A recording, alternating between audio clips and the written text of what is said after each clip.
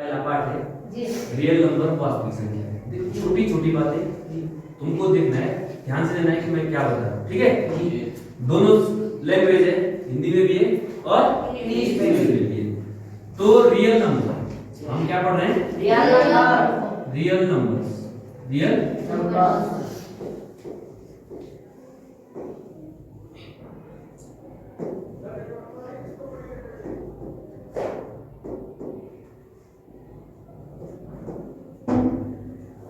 What are real number? वास्तविक संख्या किसे कहते हैं? तो देखो चैप्टर शुरू करने से पहले हमको उन संख्याओं के बारे में पता होना चाहिए, है ना।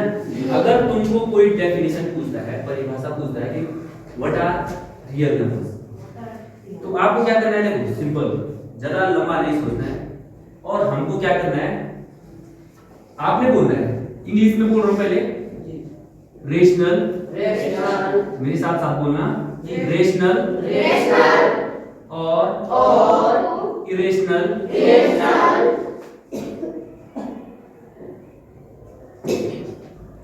नंबर्स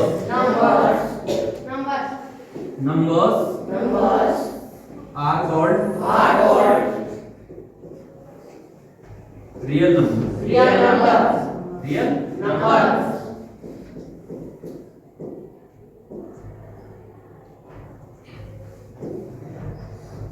समझ में आ गई? नहीं समझ में आ रहा इंग्लिश में बोला मैंने। रेशनल और irrational number are called real number. It is denoted by English capital letter R। R से डिनोट करते हैं इसे। परिमेय, रेशनल मींस परिमेय और इरेशनल अपरिमेय। परिमेय और अपरिमेय संख्याओं से, जो सारे संख्याएं परिमेय हैं, अपरिमेय हैं, वो क्या हो गए? रियल नंबर, वास्तविक संख्या। परिमेय संख्याएं और अपरिमेय संख्याओं को मिलकर क्या बनती है? वास्तविक संख्याएं। समझ में आई? हिंदी में समझ में आ गई? मैंने इंग्लिश में लिखा, क्या लिखा इंग्लिश में? रेशनल और irrational number are called real number. Main क्या है? रेशनल और इरेशनल। रेशनल और irrational numbers are called real numbers denoted by capital R. ठीक है, तो मतलब जो परिमेय संख्याएं हैं और अपरिमेय संख्या है, उनको मिलके क्या बनती है? रियल नंबर्स बनती है, वास्तविक संख्याएं बनती है। ठीक है जी। वैसे देखा जाए सामान्य भाषा में अगर हम बोले तो वास्तविक संख्याएं, जितनी संख्याएं आपको पता है गणित में, अगर मैं घर की भाषा या सामान्य भाषा या ऐसे फ्रेंड भाषा जो बोलूंगा, कोई तुमसे बोलता है कि वास्तविक संख्या क्या है, बोलना जितनी संख्याएं हमको क्या है पता है। अब पता कौन कौन संख्या है हमको, तो आप उसे एक एग्जांपल से जो है बताओ कि रियल नंबर्स कौन कौन से हैं। ठीक है, बोलो रियल नंबर्स, बोलो एक संख्या तुम बोलो, जैसे 0, 1, 2, 3/4, ये भी एक रियल नंबर है। या मैं बोलूंगा 0.03, ये रियल नंबर है। मैं बोलूंगा वर्गमूल 2, रियल नंबर है।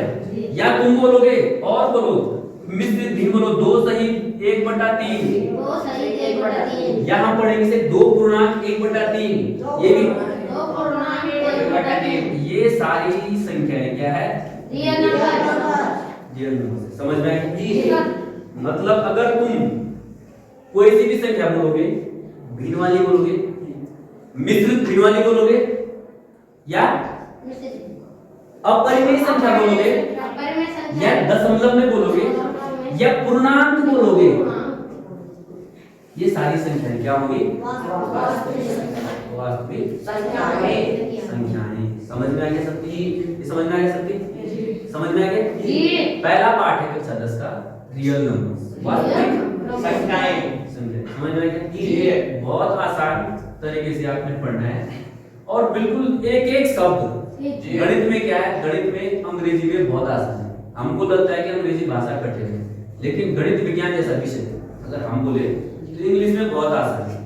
देखो अगर आप इंग्लिश में परिभाषा निकालेंगे तो और आसान, हिंदी में थोड़ा शब्द कठिन होते हैं विज्ञान के भी और गणित के। जैसे रेशनल मतलब परिमेय, इरेशनल मतलब अपरिमेय, है ना। और रेशनल और इरेशनल नंबर हम 6, 7, 8, 9 जो छोटी क्लास है उनमें पढ़ते रहते हैं। ठीक है जी, सबके समझ में आ गया जी। ये बात क्लियर है। रियल नंबर किसे कहते हैं? मतलब सामान्य भाषा में अगर आप समझे, जनरल भाषा में, कि हमको वास्तविक संख्याएं क्या है? सारी संख्या जितनी हमको पता है। समझ में आ गया जी? समझ में आ गया जी। तो ये है हमारा रियल नंबर। अब इसके बाद जो 10वीं क्लास का सबसे पहला जो पॉइंट है, क्योंकि गणित जो है गणितज्ञों ने दे रखी है, ढूंढ के निकाल रखी है, तो वो है आपका जो पहला है। गणित में एक गणितज्ञ थे, आपकी एनसीईआरटी किताब पे उसकी बकायदा चैप्टर पे जब आप पाठ खोलोगे, किताब खोलोगे, किताब में बिल्कुल उस गणितज्ञ की फोटो है। ठीक है, उस गणितज्ञ का नाम है यूक्लिड। क्या है? यूक्लिड। क्या उसका नाम? यूक्लिड। और उसने अपना एक सिद्धांत दिया। यूक्लिड ने क्या दिया? इस गणितज्ञ ने सिद्धांत दिया, जिसको उसने बोला यूक्लिड विभाजन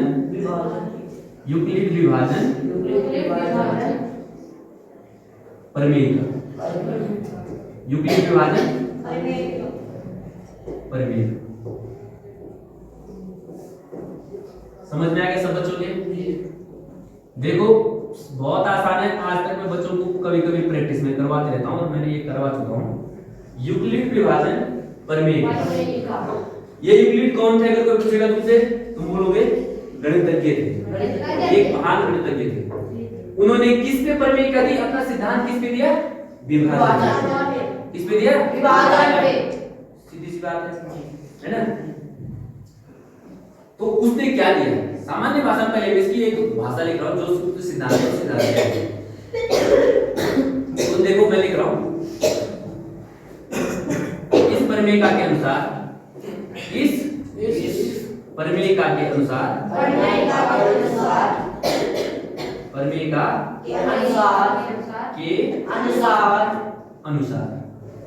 अब इस प्रमेयिका के अनुसार उसने क्या बोला? देख सब बच्चे समझना, क्या कहा था उसने? कि माना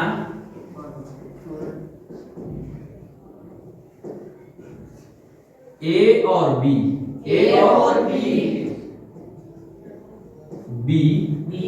दो धनात्मक ए और बी दो धनात्मक पूर्णांक हैं।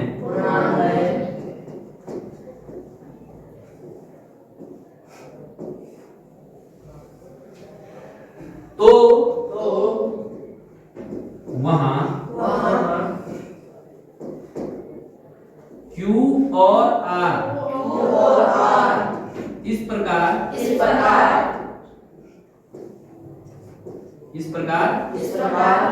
विद्यमान है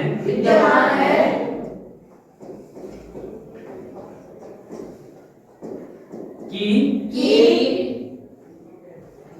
A बराबर B गुणा गया Q धन R।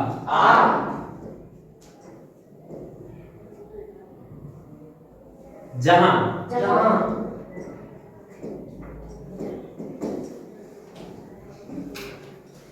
जो B का मान है B greater than equal to 0, sorry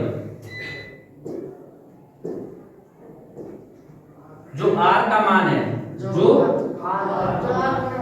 R का मान है R greater than equal to 0 से बड़ा या बराबर होगा B से छोटा होगा।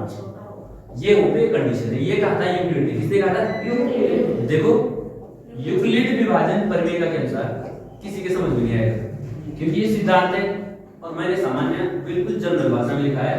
इस प्रमेय के अनुसार माना A और B दो धनात्मक पूर्णांक है। कैसे पूर्णांक है? धनात्मक है। ठीक है, तो वहां Q और R इस प्रकार विद्यमान है कि A बराबर B गुणा गया Q धन R। ऐसा है। जी। तुम बोल रहे हो कि सर ने क्या पढ़ा दिया है, क्या बता दिया है सर, है ना, अजूबा लग रहा होगा ये। लेकिन देखो, लेकिन मैं बता दूं तुमको, क्योंकि साथ साथ में तुम्हारा ध्यान कहाँ पे जाना चाहिए, विभाजन। विभाजन है ना, विभाजन प्रमेय का है, तो इसको मैं और आसान तरीके से तुम्हारे सामने रखता हूँ, क्योंकि विभाजन वाली है ना। और मुझे लगता है कि भाग देना शायद 10वीं क्लास में सब बच्चों को आता है ना जी। भाग देना सबको आता है जी।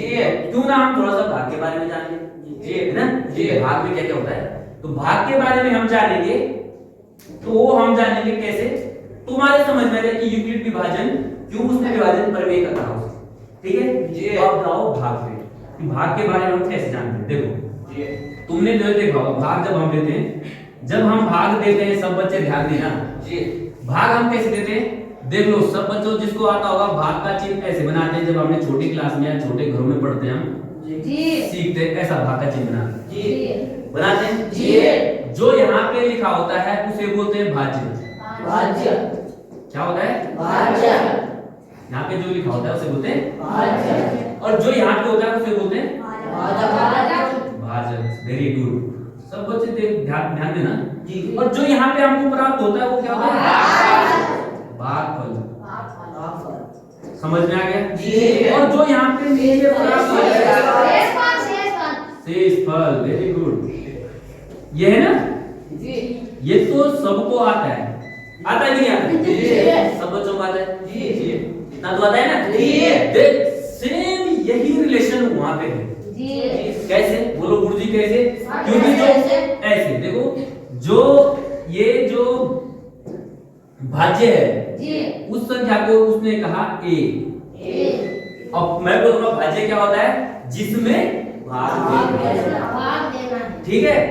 और जो भाजक था जिससे भाग देना, वो क्या माना उसने यूक्लिड ने, बी। समझ में आ गया जी। और जो हमको प्राप्त होता है उसको बोलते हैं भागफल, उसको बोलते हैं क्यू। समझ में आ गया जी। और जो बचता है, जो बचता है उसे बोलते हैं आर। समझ में आ गया जी। अब बोलो गुरुजी, ऐसे तुम पूछ सकते हो क्वेश्चन कि गुरुजी बताओ कि आपने A B Q R Q कहा है, ये भी तो है, तो ए और बी तो संख्याएं हैं, क्योंकि एक संख्या भाज्य होगी जिससे भाग देंगे, एक संख्या भाजक होगी जिससे भाग देंगे। लेकिन क्यों इसने क्यों लिया, आर, आर को इंग्लिश में बोलते हैं, सब बच्चे ध्यान देना, आर को इंग्लिश में बोलते हैं रिमाइंडर। क्या बोलते हैं, R E M A I N D E R, reminder. क्या बोलते हैं, रिमाइंडर का मतलब क्या होता है, शेषफल। इसलिए आपने नोट किया, समझ में आ गया। अब क्यू से क्यों डिनोट किया होगा, क्योंकि क्यू को बोलते हैं Q U O T I E N T, quotient. Quotient बोलते हैं भागफल, इसलिए शायद उसने क्यू से बोला उसको जी। समझ में आ गया जी, समझ में आ गया सबको। तो यही चीज उसने क्या कहा था यूक्लिड ने, वो ये कहा था कि भाज्य बराबर, भाज्य बराबर, मैं भाज्य बोल रहा हूँ, लिख रहा हूँ ए, भाजक बी गुणा गया भागफल और धन शेषफल। समझ में आ गया सब बच्चों के जी। यही उसने कहा था यूक्लिड, यही तो कहा था, क्या कहा था कि भाज्य बराबर जो होता है, भाज्य बराबर जो होता है वो होता है भाजक गुणा भागफल। सब बच्चे ध्यान देना बेटा, सबको समझ में आएगा, मैं बता रहा हूँ जी। जो बच्चा 10वीं क्लास में मेहनत करना चाहेगा, जो चाहेगा कि मुझे जीवन में कुछ करना है, तो मैं चाहता हूँ कि टेक्नोलॉजी का प्रयोग क्यों ना हम अच्छे तरीके से कर ले, है ना जी। तो भाज्य बराबर भाजक गुणा क्या भागफल धन शेषफल, यही तो यूक्लिड ने कहा था जी। देखा था उसने जी, देखा जाए तो सामान्य भाग के बारे में बताओ, समझ में आ गया जी, सब बच्चों समझ में आ गया जी। अब उदाहरण में देख लें, उदाहरण के तरीके से देखो, तो थोड़ा सा उदाहरण देख लेते हैं हम। ये एग्जांपल देखो, माना फॉर एग्जांपल हम दो संख्या लेते हैं, एक संख्या है 7, एक संख्या लेते हैं 2। बड़ी है 7 जी, छोटी है 2। अब छोटी संख्या का भाग देंगे हम किसमें, 7 में, बड़ी संख्या। कितनी बार जाएगा 7 में भाग, 3 बार। 2 दिया 6, 3 बार जाएगा। 7 में से 6 बच गया, कितना बच गया, 1। बचा एक। तो जो शेष फल बच रहा है ये हमेशा b से छोटा होगा, लिखा था ना मैंने। शेष फल जो r का मान होगा, देखो r जो बचेगा वो हमेशा b से छोटा होगा। b मतलब ये थी ना, b से छोटा होगा, लेकिन कभी 0 बचता है शेष फल, तो 0 के बराबर भी और 0 से बड़ा भी बच सकता है ना, मान बड़ा है ना 0 से। तो ये भी साथ में उसने ये कहा था यूक्लिड ने, जहां पर ये कंडीशन भी लागू है ना, क्योंकि जो शेष फल है कभी 0 हो जाता है, पूरा पूरा चल जाता है बाहर, कभी 1 आता है, लेकिन इससे छोटा होगा b से, है ना। ये भी कहा था उसने साथ में। तो देख लो यहाँ पे 2 का भाग अपने साथ में दिया, कितनी बार है, 3 बार। 6 शेष फल क्या बचा, 1। यहाँ पे मैं तुमसे पूछूंगा कि भाज्य क्या है, 7। भाजक क्या है, 2। भागफल क्या है, 3। शेषफल क्या है, 1। या मैं बोलूंगा a क्या है, 7। b क्या है, 2। q क्या है, 3। r क्या है, 1। तो पता लग गया हमको जी, a b q r का पता चल गया जी। तो यूक्लिड ने क्या कहा था, यही कहा था समय। ये जो मतलब जो हम भाग छोटी क्लास में सीखते हैं वो कहा है यूक्लिड ने उसको प्रमेय का सिद्धांत बनाया, और सिद्धांत बना के क्या है तुम्हारी दुखी आत्मा को परेशान किया 10वीं क्लास में, है ना। तो दुखी आत्मा को परेशान करने के लिए यूक्लिड ने इस प्रकार का एक सिद्धांत दिया, जिस सिद्धांत को बच्चे आसानी से नहीं समझते, लेकिन मैंने कोशिश करी उसको आसानी से समझाने। कैसे, सामान्य भाग समझ में आ गया सबके, सबके समझ में आ गया जी, सही बच्चों समझ में आ गया जी। अब देखो, अब बोलो गुरुजी इसका प्रयोग हम क्या करेंगे, सिद्धांत दिया, इसका प्रयोग हम कहाँ करेंगे, क्यों करेंगे, कैसे करेंगे, है ना जी। भाई जब हम कोई भी विद्या पढ़ते हैं, कोई भी चीज पढ़ते हैं, तो हमारे मन में प्रश्न जरूर आने चाहिए, क्यों, कैसे, क्या है। सबसे पहले हम क्यों पढ़ रहे हैं, क्या पढ़ रहे हैं, कैसे पढ़ रहे हैं, ये सब जिसके दिमाग में ऐसे प्रश्न आते हैं वो बच्चा क्या करता है, वो उस पे जो है काम करता है, उन प्रश्नों पे काम करता है कि मेरे से ऐसे प्रश्न क्यों पूछे, क्या पूछे, कैसे पूछे। वो क्या करता है, उसके लिए मेहनत करता है, ढूंढता है जी। और जब ढूंढता है तो कहीं ना कहीं उसका परिणाम अच्छा आता है। समझ में आ गया जी, सब बच्चों को समझ में आ गया जी। तो मैं इसका उपयोग बता दूं, यूक्लिड विभाजन परिमेय का सबसे बड़ा उपयोग, और मैं चाहूंगा कि सब बच्चे करेंगे जी, आगे सब बच्चे करेंगे, ठीक है जी। तो देखो मैं फिर आगे बता रहा हूं इसका उपयोग क्या होता है, समझ में आ गया यूक्लिड विभाजन परिमेय का। अब देखो मुझे सामान्य से अगर मैं बोलूंगा कि यूक्लिड विभाजन परिमेय का बताओ, तुम बोलोगे माना a और b दो धनात्मक पूर्णांक हैं, तो वहां पर q और r इस प्रकार विद्यमान है कि a बराबर b गुणा गया q धन r, या भाज्य बराबर भाजक गुणा गया भागफल धन शेषफल। समझ में आ गया जी। अब तुमको सबसे बड़ा यूक्लिड विभाजन, सुन यहाँ पे ध्यान दो, यूक्लिड विभाजन परिमेय का सबसे बड़ा प्रयोग है HCF ज्ञात करना। क्या ज्ञात करेंगे हम इसका, HCF का पूरा नाम है, देखो H का मतलब होता है HEIGHEST, हाईएस्ट। C का मतलब होता है COMMON, और F का मतलब होता है factor, FACTOR, highest common factor, ठीक है जी। और हिंदी में इसे बोलते हैं मस, शॉर्टकट में क्या बोलते हैं, मस को भी बोलते हैं, लेकिन इसको बोलते हैं हिंदी में महत्तम, महत्तम समाप वर्तय। अब देखो कैसे निकालना है महत्तम समाप वर्तय, कैसे निकालते हैं, ये कौन सी विधि है, भाग विधि, जिसमें हम किसका प्रयोग करते हैं, यूक्लिड विभाजन परिमेय का। आज तक जो मैं सिखाता था तुमको मौसम निकालने की, देखो मैं दोनों चीज सिखा रहा हूँ, मौसम निकालने की सिंपल विधि जो मैं सिखाता जिसको हम बोलते हैं गुणनखंड विधि। जैसे उदाहरण के तौर पे देखो बेटा, सब बच्चे देखना, महत्तम समाप वर्तय, जब मैं तुमको गुणनखंड विधि से सिखाता था, माना मैंने बोला तुमको 10 व 12 का HCF ज्ञात करो, ज्ञान करो। तो तुमने क्या कहना, देखो सब बच्चे ध्यान देना, क्योंकि हमने जब मैं इसको दोनों तरीके से करूंगा, एक तरीका है जो मैं तुमको पिछली क्लास में सिखाया था, 6 में सिखाया, 7 में सिखाया, 8 में सिखाया, गुणनखंड विधि। और गुणनखंड विधि के लिए मैंने सबसे अच्छा तुमको बोला है कि जैसे गुणनखंड में 10 का गुणनखंड करो, सबसे पहले किससे भागना है, 2 पंजे 10 फिर 5 में किसका भाग जाएगा 5 5 एकम 5 फिर 12 के काम कर करो 12 में किसका भाग जाएगा 2 छके 12 फिर 6 में किसका भाग जाएगा 2 कितना आएगा 3 3 में किसका भाग जाएगा 3 कितना आया 1 समझ आ गया जी। अब हम क्या करते थे अब हम इसको बताओ कैसे लिखते थे मैंने लिखने का स्टेप लिया स्टेप लेने के लिए था 10 के लिए हम लिखते थे 10 बराबर 2 गुणा गया 5 2 गुणा गया 5 ये 2 गुणा 5 कहां से है ये 12 के लिए लिखेंगे देखो 2 गुणा 3 12 के लिए लिखेंगे हम 2 गुणा 3 ठीक है सबके समझ में आएगा अब देखो यहाँ पे फिर मैं कहता था तुमको कि जो दोनों जगह है ये देखो ये दोनों जगह है ये 2 यहाँ पे भी है यहाँ पे भी विद्यमान है दोनों इसमें है अतः क्या हो जाएगा एचसीएफ क्या हो जाएगा 2 मैंने और क्यों नहीं लिए एचसीएफ क्या हो जाएगा 2 मैंने ये 2 क्यों नहीं लिया क्योंकि इसका साथी 5 का साथी नीचे नहीं है इस 2 का साथी ऊपर नहीं इस 3 का साथी ऊपर नहीं है इसलिए मैंने उनको छोड़ दिया और सिर्फ इस 2 का साथी ऊपर था उन 2 में से कॉमन देके मैंने 2 को क्या ले लिया एचसीएफ ये हम ऐसे क्या करते थे पिछली क्लास में हमने कैसे सीखा लेकिन हमने क्या है 10 में पढ़ना है 10 में आपको गुणनखंड विधि से नहीं करना है किसका प्रयोग करना है यूक्लिड विभाजन प्रमेय अब इसी करने वाले हम 10 और 12 आंसर तो 2 ही आ रहा है आंसर तुमको पता चल गया तो हम यूक्लिड का प्रमेय का प्रयोग करेंगे कैसे देखो यहाँ एचसीएफ ज्ञात करते हैं 10 व 12 का एचसीएफ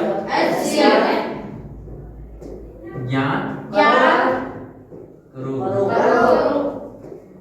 एक संख्या है 10 एक है 12 ठीक है तो आपने क्या करना है सबसे पहले क्या करना है आपको देखना है छोटी संख्या कौन सी है 10 बड़ी संख्या कौन सी है 12 छोटी संख्या का भाग देना है किसमें बड़ी संख्या में देना है भाग देंगे कितनी बार जाएगा 10 कम 12 में से 10 घटा दो कितना बचे जो शेष बच गया उसका भाग तुम वहीं पे भाग का चिन्ह बना लो इसी प्रकार यहाँ पे भाग का चिन्ह जो शेष फल बचा उसी के पास भाग का चिन्ह बना लो और जो शेष बचता है उसका भाग किसमें देना है 10 में तो 10 में भागो कितनी बार जाएगा 2 का भाग 10 में 2 पंजे 10 घटाओगे कितना आएगा 0 इतना काम पहले करता है कर डालो उसके बाद क्या करना है क्योंकि आपने तो यूक्लिड विभाजन प्रमेय का लगानी है तो पहले तो यूक्लिड विभाजन प्रमेय का लिखो है ना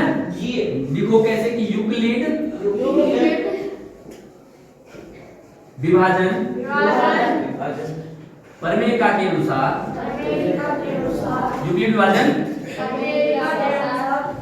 प्रमेय का के अनुसार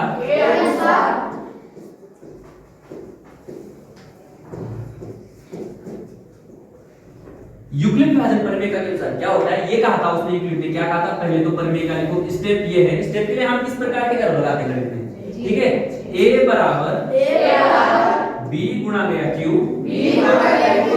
धन r और इसके बाद इस तरीके से चौकोर कोष्ठक मार दो जहां पे r का मान 0 से बड़ा 0 के बराबर और b से छोटा ये तो लिख दिया अब तुमने इसका स्टेप लिखना है यूक्लिड विभाजन प्रमेय का देखो पहला स्टेप क्या है देखो पहला स्टेप में देखो a क्या है यहाँ पे 12 a बार है ना और b क्या है 10 q क्या है 1 वेरी गुड और शेष बल क्या है पहले भाग देने से 2 वेरी गुड समझ में आ गया पहला स्टेप ठीक है अब दूसरा स्टेप किस भाग में जाओ दूसरा स्टेप पे देखो दूसरा स्टेप में क्या था a क्या है 10 वेरी गुड b क्या है 2 q क्या है 5 और r क्या है शेष बल क्या है 0 समझ में आ गया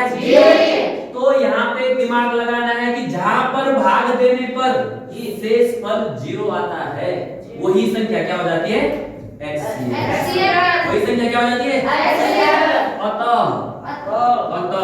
हम बोलेंगे अतः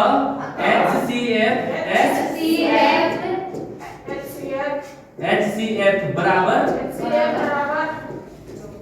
2। कितना है?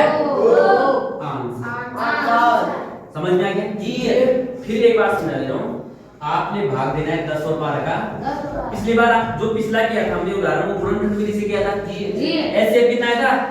2 आया था ना जी। और यहाँ पे हमने यूक्लिड की विभाजन परिमेयिका का प्रयोग किया। यहाँ पे हमने यूक्लिड की विभाजन परिमेयिका का प्रयोग किया है ना। जो विभाजन परिमेयिका का प्रयोग किया, जो हमारे स्टेप 1 था पहला स्टेप, स्टेप 2 में ही हमारा क्या आ गया? HCF आ गया। HCF आ गया ना। कितना आया? 2। नियम क्या रखना है लोगों की, जहां पर जिस संख्या से भाग देने पर शेषफल क्या आएगा? 0 आएगा, वो संख्या क्या हो जाएगी? उसकी HCF। वो संख्या क्या हो जाएगी? उसकी समझ में आ गया?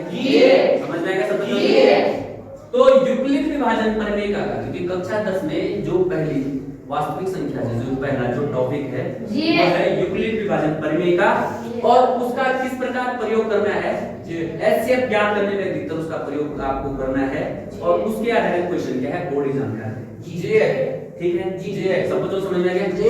उस आधारित जो क्वेश्चन बोर्ड एग्जाम में आते हैं, तो मैं समझता हूँ कि जिन बच्चों को समझ में आ गया ठीक है, वरना आप इस वीडियो को देखना बार-बार, और उसको देख के जरूर आपके समझ में आएगा। जब आप 2-3 बार देखोगे आपकी समझ में आएगा समझ में आएगा। तो आपको अगर मैं उदाहरण यहाँ पे दूं, अगर 5-6 उदाहरण आपको दूं, सब बच्चे इनको करके रखना, आपको सारे उदाहरण बिल्कुल सही उत्तर के साथ मिलेंगे, है ना।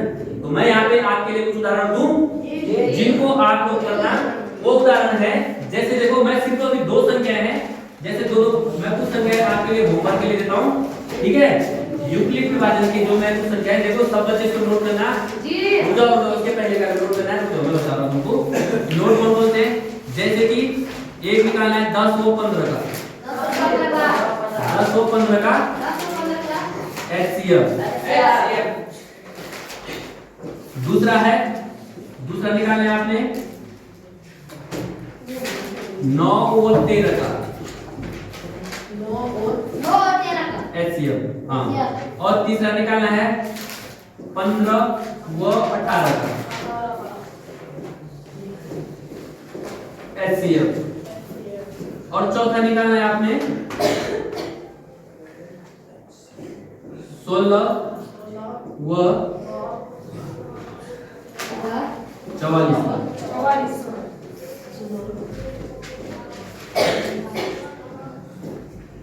इससे ज्यादा, ये तो सामान्य उदाहरण है, इससे बड़े उदाहरण जो आपकी किताब पे भी हैं, या बड़ी बड़ी संख्याओं के HCF हम भाग विधि के द्वारा कर सकते हैं, ठीक है। इतना सब बच्चे करना, और ये आपके लिए